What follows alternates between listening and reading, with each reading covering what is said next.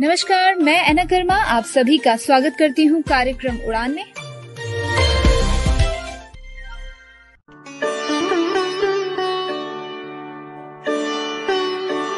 श्रोताओं, शराब सुनने में एक छोटा सा शब्द लगता है, परंतु आज की युवा पीढ़ी शराब के नशे में ऐसी उलझी पड़ी है कि अपने भविष्य को घोर अंधकार की ओर ले जा रही है। श्रोताओं, मनुष्य प्राचीन काल से ही नशीले वस्तुओं का प्रयोग करते आ रहे हैं। उसका यह विश्वास था कि इसके प्रयोग से रोग नहीं होते और मन ताजा बना रहता है, परंतु बाद में इसके प्रभाव भी देखने में आए। आज वैज्ञानिक युग में अनेक नई नशीली वस्तुओं का आविष्कार हुआ, जिसके कारण खेल जगत दुविधा में पड़ गया है। इन नशीले वस्तुओं के सेवन से भले कुछ समय के लिए अधिक काम किया जा सकता है, परंतु नशे और अधिक से मानव रोगों का शिकार होकर मृत्यु को प्राप्त करता है। इन घातक नशों में कुछ ऐसे नशे तो कोढ़ के रोग से भी बुरे हैं, शराब, तंबाकू, अफीम, भांग। लेकिन ऐसी भी नशीली वस्तुएं हैं जिनका सेवन स्वास्थ्य के लिए बहुत हानिकारक है। प्रत्येक व्यक्ति अपने मनोरंजन के लिए किसी न किसी खेल में भाग लेता है। वह अपने साथियों तथा पड़ोसियों के साथ मेल मिलाप, सद्भावना की भावना रखता है। इसके विपरीत एक नशे का शिकार व्यक्ति दूसरे की सहायता करना तो दूर, वह तो अपना भला बुरा भी नहीं सोच सकता। ऐसा व्यक्ति समाज के लिए बोझ होता है। वह दूसरे के लिए सर दर्द बन जाता है। वह न केवल अपने जीवन को दुखद बनाता है, बल्कि अपने परिवार और संबंधियों के जीवन को भी नरक बना देता है। दिल, रक्त, फेफड़ों आदि से संबंधित अनेक रोग लग जाते हैं। तो आइए सुनते हैं इस विषय पर एक नाटक।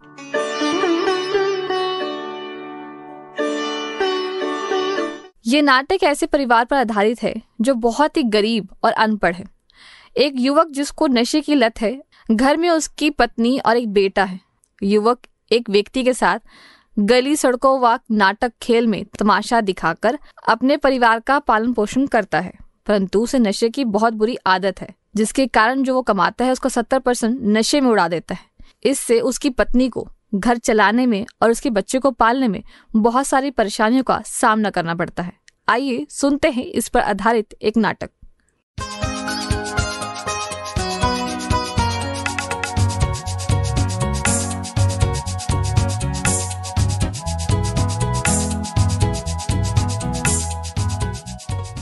अजी, सुनते हो? आज काम पर नहीं जाना क्या? कब तक ऐसे सोए रहोगे? उठ के तो देखो, सूरज सर पर चढ़ गया है। बेटा परी, चलो जल्दी उठो, स्कूल के लिए लेट हो जाओगे। माँ, आज मास्टर जी ने बोला है जब तक स्कूल की फीस नहीं दोगे तब तक स्कूल मत आना। माँ, बताओ ना, आप मेरी फीस कब दोगी? अजी, सुनते हो? परी के मास्टर जी ने कहा है तब तक परी को स्कूल मत भेजना जब तक फीस जमा ना करवा दो। अरे उठो भी, कब तक ऐसे सोते रहोगे? अरे आ गई सुबह सुबह शोर मचाने। सारा दिन काम करो और रात में इस महारानी के प्रवचन सुनो। अजी, क्या सोचने लगे हो? उठ रहा हूँ, सुबह सुबह दिमाग खराब कर रखा है। कुछ खाने को दोगी या भूखा ही जाऊं कमाने के लिए? घर में राशन खत्म हो गया है। रात की 2 रोटियां पड़ी हैं, चाय के साथ यही खा लो।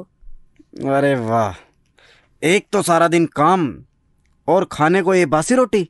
तो मैं क्या करूं? तुम जो कमा कर लाते हो वह सब तो शराब में उड़ा देते हो। इतने थोड़ी पैसों में घर कैसे चलाऊं? ऊपर से बच्ची भी बड़ी हो रही है, उसके भी खर्चे हैं, स्कूल की फीस देनी और भी बहुत सारे खर्चे हैं। मैं कहाँ से पूरे करूंगी? अरे एक तू ही है जिसको पैसों पैसों की पड़ी है, और भी तो होते हैं जो इतने पैसे में घर चलाती है। इस औरत ने तो दिमाग खराब कर रखा है। घर में रहने से अच्छा सरदार जी के पास जाके कुछ काम ही कर लूं, नहीं तो सारा दिन चिल्लाएगी।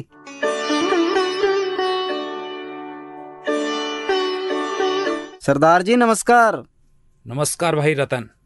रतन, आज बहुत देर कर दी, क्या बात है? अरे वो घर पर कुछ काम था इसलिए देर हो गई। चलो कोई बात नहीं। इतना कहकर दोनों चल पड़े गली गली तमाशा दिखाने। और शाम को जब दोनों थक कर आते हैं और पैसों का हिसाब लगाते हैं तो निराश हो गए और आपस में बात करते हैं। रतन, आज तो कुछ भी पैसे नहीं मिले। लो 100 रुपए, तुम रख लो। पर सरदार जी, इतने में क्या होगा? मेरे घर में तो आज राशन भी नहीं है। देख भाई, आज जो मिला है उसमें से इतना ही दे सकता हूं। लेना है तो ले, नहीं तो रहने दे। अरे सरदार जी, आप तो गुस्सा हो गए। दे दो जितना देना है आपको। घर का कुछ तो सामान आएगा। बहुत अच्छे से जानता हूं तेरा घर का कौन सा सामान आएगा इन पैसों से। देख भाई रतन, इस नशे में कुछ नहीं रखा। क्यों तू अपनी जिंदगी खराब कर रहा है? इस नशे ने बहुत से घर उजाड़ कर रख दिए हैं। तू ये नशा छोड़ दे, नहीं तो किसी दिन तुझे बहुत पछताना पड़ेगा, समझा? अरे सरदार जी, आप टेंशन मत लो। आपके कहने पर आज से क्या, अभी से शराब छोड़ता हूँ। अब मैं कभी भी शराब नहीं पीऊंगा। अच्छी बात है। अच्छा, घर चलते हैं, अब शाम हो गई है। घर में सब राह देख रहे होंगे। जी सरदार जी, कल मिलते हैं। रास्ते में शराब का ठेका देखकर सुंदर ने जो पैसे दिए थे उसकी शराब खरीद लेता है और शराब के नशे में धुत होकर घर चला जाता है और घर जाते ही अपनी पत्नी से और पैसे मांगता है शराब पीने के लिए और अपनी पत्नी को बहुत पीटता है। शारदा, ओ शारदा, वहाँ मर गई। अरे, आज आप फिर शराब पीकर आ गए हो? हे भगवान! भगवान को क्यों परेशान करती हो? मेरा काम तो तुझसे है। ला थोड़े पैसे दे, कुछ काम है मुझे। अरे, मैं सब जानती हूँ क्या काम है। मेरी मेहनत की कमाई को शराब में उड़ा दोगे? नहीं, मैं पैसे नहीं दूंगी। बच्चों के स्कूल की फीस देनी है, घर का राशन भी लाना है और तुमको शराब पीने के लिए पैसे चाहिए। चल चल, ज्यादा ज्ञान मत दे। पैसे मांगे हैं वो निकाल। नहीं नहीं, मैं ये पैसे बिल्कुल भी नहीं दूंगी। अरे कैसे नहीं देगी? मिल गए पैसे। श्रोताओं, रतन अपनी पत्नी शारदा को वहां मारता पीटता है और उससे पैसे छीनकर वहां से खुशी खुशी चला जाता है। हे भगवान, अब मैं क्या करूं? घर में राशन भी नहीं है और ये सारे पैसे भी ले गए। अब मैं करूं तो करूं क्या? कुछ दिनों के बाद रतन की बेटी बीमार हो जाती है। रतन की पत्नी शारदा बेटी को डॉक्टर के पास ले जाती है। डॉक्टर बच्ची का टेस्ट करके कुछ दवाइयां लिख देता है, परंतु शारदा के पास पैसे नहीं होते हैं। वह पड़ोस की एक चाची के पास जाती है अपनी बेटी की दवाई के पैसे के लिए। चाची, ओ चाची, कहाँ हो तुम? अरे, यही हूँ। क्या हुआ? इतना क्यों रो रही है? सब ठीक तो है ना? अरे, अब बताएगी भी या बस रोती ही रहेगी? अरे बता भी दे, क्या हुआ है? अरे चाची, क्या बताऊं? परी को बहुत तेज बुखार है। डॉक्टर के पास गई थी। डॉक्टर साहब ने दवाइयाँ लिख कर दी हैं, पर मेरे पास दवाई लाने के लिए बिल्कुल भी पैसा नहीं है। अब मैं करूं क्या? अरे रो मत, मेरे पास कुछ रुपए पड़े हैं, इसको ले जा और परी की दवाई मंगवा लेना। शुक्रिया चाची जी, तुम्हारा बहुत बहुत धन्यवाद। अब मैं चलती हूँ। मुझे परी के पिता को ये पैसे देने हैं ताकि वो परी के लिए दवाई लेकर आ सके। सुनो जी, ये कुछ पैसे हैं, ये पर्ची ले लो। इसमें डॉक्टर साहब ने परी के लिए कुछ दवाइयाँ लिखी हैं। उसकी तबीयत बहुत बिगड़ती जा रही है। आप ये पैसे पकड़ो और जल्दी से दवाई लेकर आ जाओ। ठीक है। रास्ते में शराब की दुकान देखकर सोचता है शारदा के पास और भी पैसे होंगे, क्यों ना इन पैसों से थोड़ी सी शराब ले लूं। और वह शराब लेकर पी लेता है और सारी रात शराब के नशे में घर से बाहर रहता है। सुबह नशा उतरने पर खाली हाथ घर पहुंचता है। घर के दरवाजे बंद थे। वह आसपास के लोगों से पूछता है, तभी पड़ोस में रहने वाली चाची उसे बताती है। अरे रतन, कहाँ था सारी रात? रात को परी की तबीयत बहुत ज्यादा खराब हो गई थी। शारदा ने तो तुझे दवाई लेने भेजा था ना? कहाँ रह गया था सारी रात?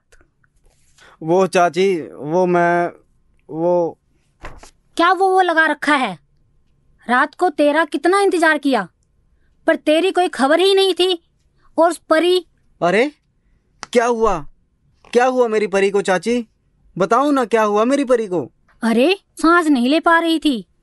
वो तो गांव वालों ने पैसे दिए, तब जाके परी को अस्पताल दाखिल करवाया गया। चाची की बात सुनकर अब रतन अपने किए पर शर्मिंदा था और पछता रहा था। अपने नशे के कारण अपनी बेटी को खो देने वाला था। तब रतन ने एक वादा खुद से किया कि वह अब कभी शराब नहीं पिएगा और मन लगाकर काम करेगा और अपने बच्चों को अच्छी शिक्षा देगा।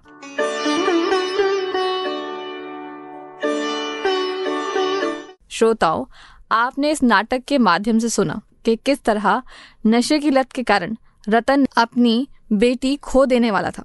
श्रोताओं, आज के युवक और छात्र किसी ना किसी नशे के आदी होते जा रहे हैं। नशे के कारण वे अपने लक्ष्य से भटक जाते हैं और किसी गंभीर बीमारी से ग्रस्त हो जाते हैं, जिससे या तो वे अपंग हो जाते हैं या मृत्यु को प्राप्त हो जाते हैं और अपने साथ साथ अपने परिवार को भी दुख और आर्थिक क्षति पहुंचाते हैं। प्राय शराब पीने वाले व्यक्तियों के परिवार अशांत होते हैं।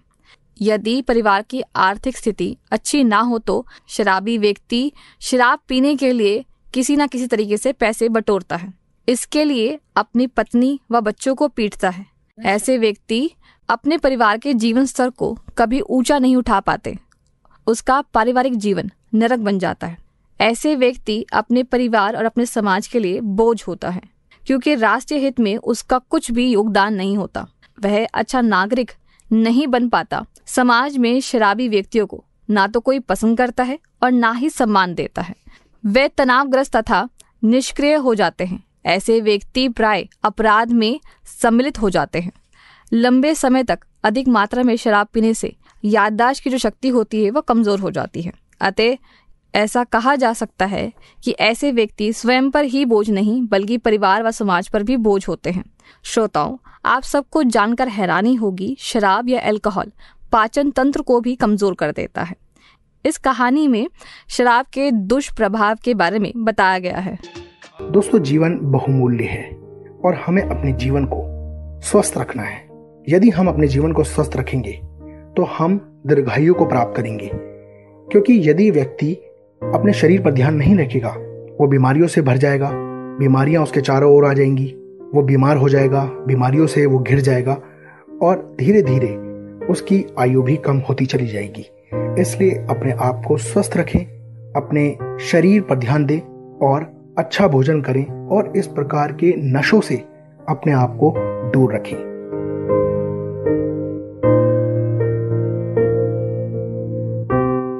हम यही आशा करते हैं कि यदि कोई भी व्यक्ति हमारे इस कार्यक्रम को सुन रहा है और वो किसी भी प्रकार का नशा करता है तो आज ही वो ये वादा करे अपने आप से कि वो आज के बाद उस नशे को नहीं करेगा जो उसके जीवन को बर्बाद कर सकता है।